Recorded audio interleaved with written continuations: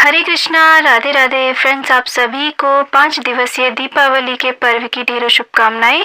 आप सभी को धनतेरस की भी ढेरों शुभकामनाएं। फ्रेंड्स, आज की इस वीडियो में मैं आपके साथ में धनतेरस पूजा की बहुत ही सरल विधि शेयर करने जा रही हूँ, जो कि बहुत ही कम सामान में हम पूजन कर सकते हैं।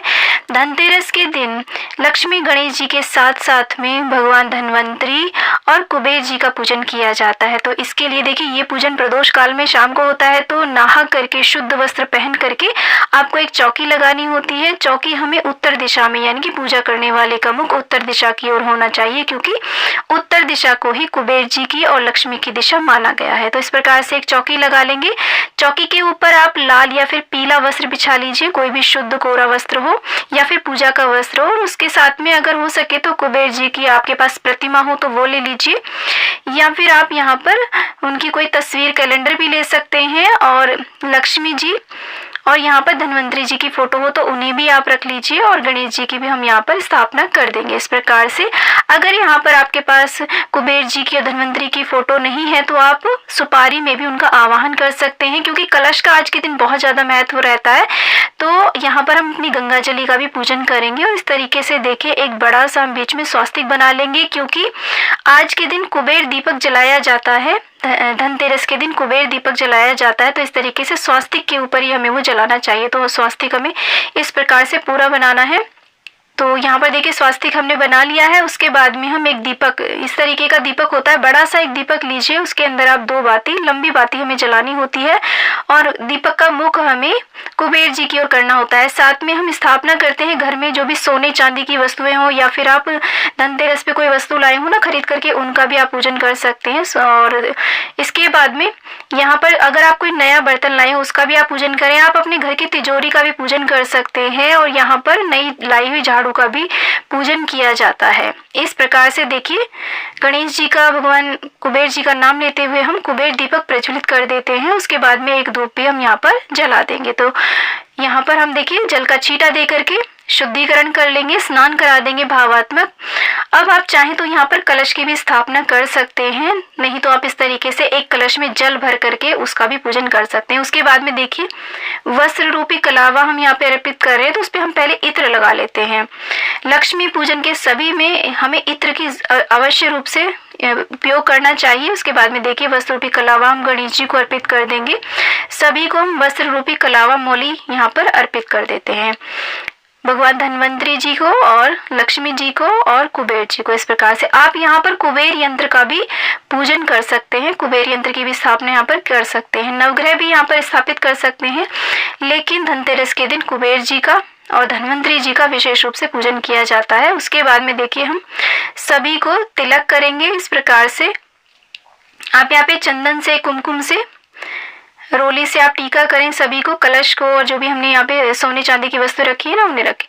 भगवान कुबेर जी को पीली धातु बहुत ज्यादा प्रिय है, तो सोना, चांदी या फिर पीतल, हो सके तो आज के दिन आप पीतल का एक कलश खरीद करके अवश्य लाइए। कलश को हमें खाली नहीं लाना है, उसमें चावल अवश्य रूप से या फिर कुछ भी भर के अवश्य रूप से घर में लाना चाहिए धनतेरस के दिन।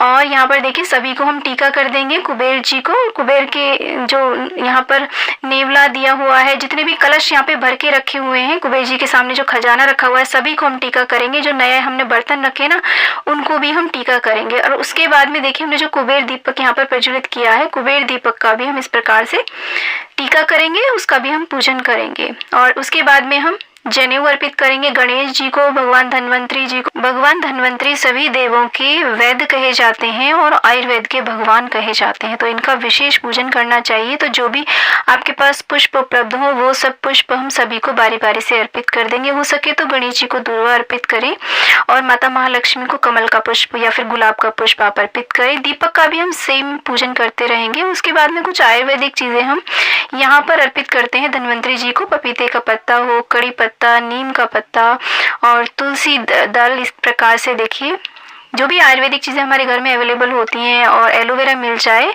वो सब हम यहाँ पर अर्पित करते हैं। और इसके बाद में देखिए, लौंग, इलायची और सुपारी और काली मिर्च, जो हमारे किचन में आयुर्वेदिक चीज़ें होती हैं, वो हम यहाँ पे अर्पित करेंगे। आप हल्दी भी अर्पित कर सकते हैं। अगर कोई दवाइयाँ आप ले रहे हैं या फिर नई दवाई लेकर के आए हैं, आप उनका भी पूजन कर सकते हैं ताकि वो प्रभावशाली हो जाएं। और यहाँ पर हमने आंवले जो कि आयुर्वेदिक होते हैं, बहुत ही ज़्यादा हमारे हेल्थ के लिए अच्छे होते हैं, वो अर्पित करें। भोग प्रसाद में हम कोई भी फल हो आप वो यहाँ पर अर्पित की दीजिए।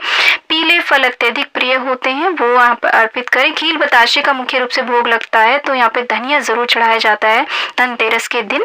और इसके अलावा देखिए आप जल का भोग लगा दीजिए, और आप चाहें तो मेवा मिठाई का भी आप यहाँ पर भोग लगा सकते हैं।